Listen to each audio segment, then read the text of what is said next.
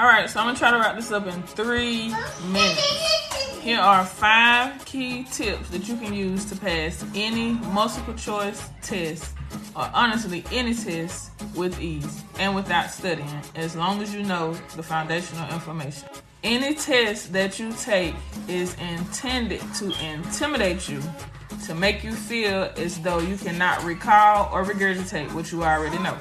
Because most tests are logic based. What happens when you are in fear? You do not think logically. So the first thing to do is to read through the entire test and notice any questions that are similar or ask the same thing. So for instance, last night I took a QuickBooks test. The first 10 and the last 10 questions correspond with one another. So I used the first 10, it was a 40 question test, so I used the first 10 and the last 10, to answer each question. That was just it. The next step to do is to take any question that you do not understand and rewrite it in simpler terms. So for example, if you had a question that said, what is XYZ minus XYZ divided by XYZ? At its core, this question deals with order of operations, but because you have XYZ 3 different times, that's meant to intimidate you.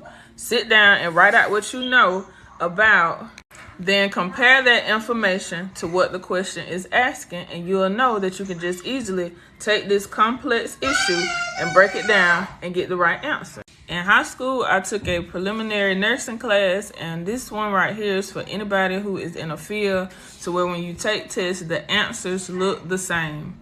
The number one way to exclude the different answers when taking a test and all the answers look just about the same, look for any words that exaggerate the point.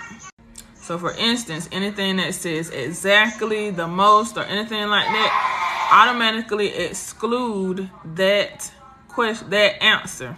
The next thing to do, if you have a question that says except, so like all of these are true except, or all of this applies except, go on ahead and write out what you know to be true.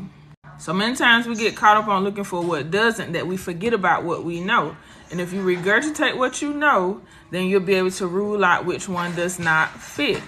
Do not look at the timer, because when you do, you get in a rush and you get in a panic, and then you cannot think properly.